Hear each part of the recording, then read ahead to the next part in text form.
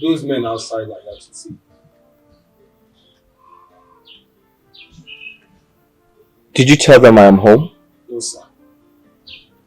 Alright. I don't feel like seeing anybody today. Alright? Okay, sir. Tell them I'm not home. They should come back tomorrow or next. Alright?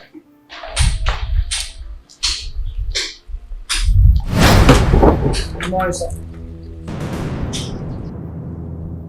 We are men from Economic Financial Control Commission.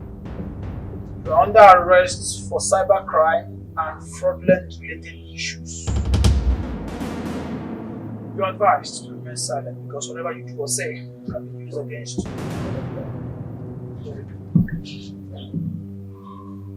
Listen, guys, we can sort this out, quietly.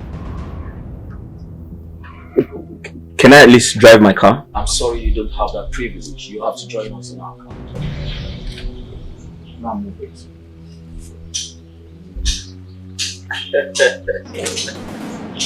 Young man, listen. Listen, calm down. Don't try. Listen, I just want us to talk. We're young men, eh? We can sort this out very quietly and everybody, just